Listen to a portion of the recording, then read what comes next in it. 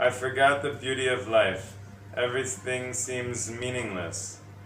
How do I find beauty in life again?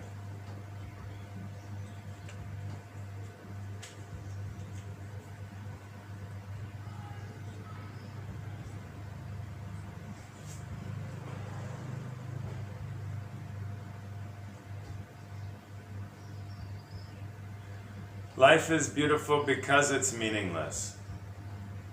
It's not because of some meaning that makes it beautiful, but it's this absurd, unimaginable paradox that's taking place at the macrocosmic and microcosmic level. It's this absurdity and nonsense of life that makes it so beautiful. When we see in the life in the ocean, or the life in the insects, or we see all these different systems and layers and levels of life that are so far beyond our understanding, right? To be touched by that, when we're touched by this unimaginable mystery and magic, then that vibration inside us is beauty.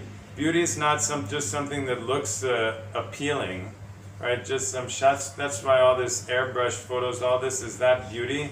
Right? No, beauty is a vibration in our hearts, a kind of receptive warmth and openness that like a tingle, a kind of tingling. And so we need to be vulnerable. We need to be open and receptive to that. The problem is, because of fear and all this, then we shut ourselves off to life, and then the beauty can't resonate within us.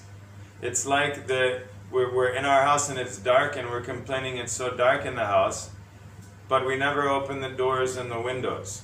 The sun is shining outside, but all the doors and windows are closed, and so we feel that this darkness inside.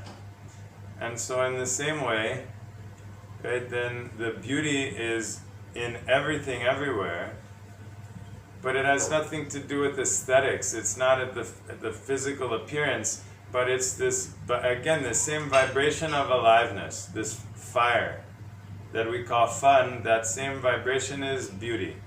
And so when we open ourselves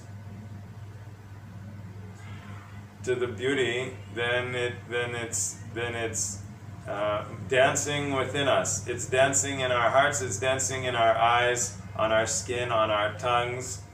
It's dancing everywhere, that beauty.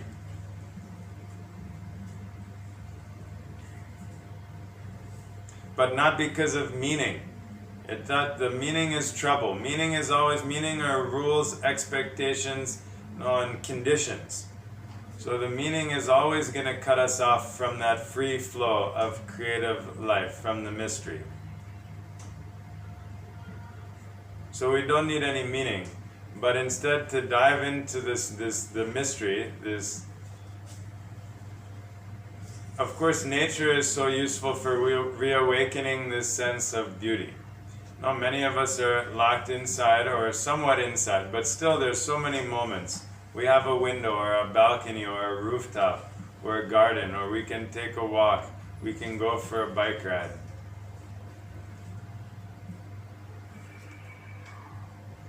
So some way to connect with the aliveness, not just walls and all these straight artificial lines, but to see this twisted, crooked bend, to watch the water flowing, to watch the incense burning, the smoke or the smoke dancing. To create food, to prepare some food. So beautiful, these colors and flavors and textures.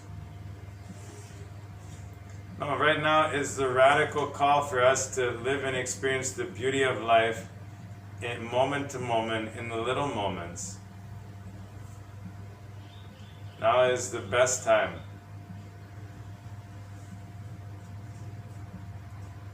And possibly we've become stagnant.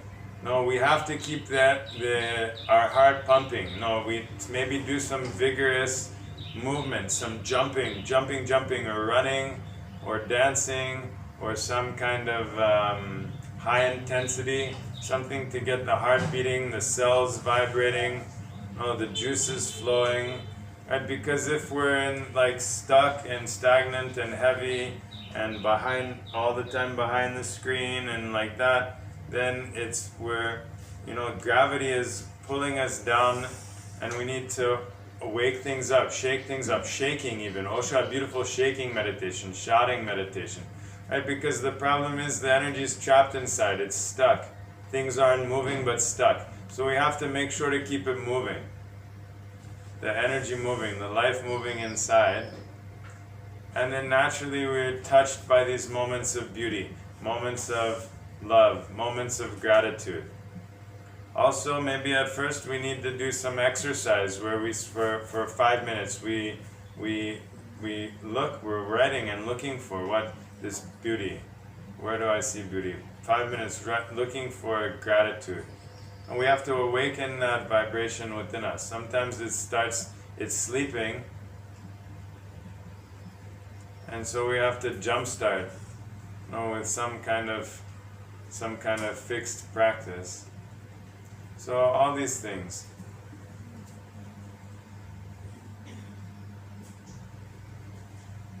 Yeah, beauty. To be connected with the beauty. The present moment is the where the beauty is.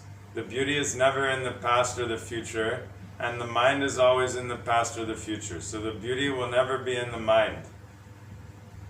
But in that silent space, then this present moment is overflowing with beauty.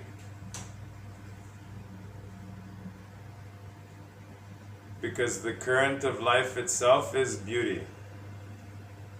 And the current of life is blossoming moment to moment. It blossoms and dies. And we can never catch it. We can't stop it. We can't even take a picture. What we take the picture is not the present moment. It's the past. It's already dead. The present moment is totally free.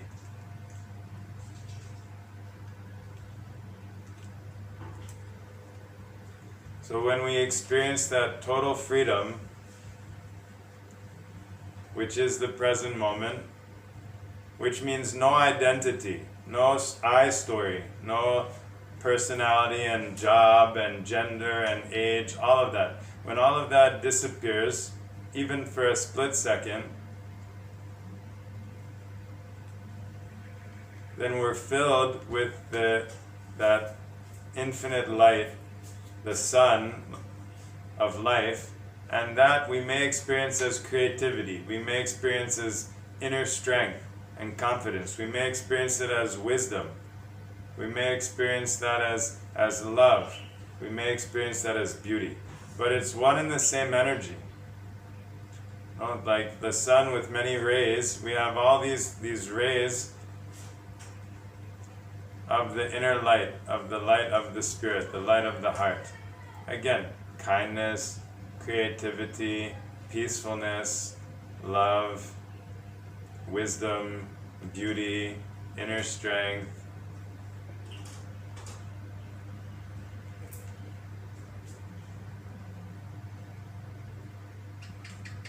So that's the practice, that's the path, that is the yoga. Right? The yoga is not just doing some exercise at a fixed time every day.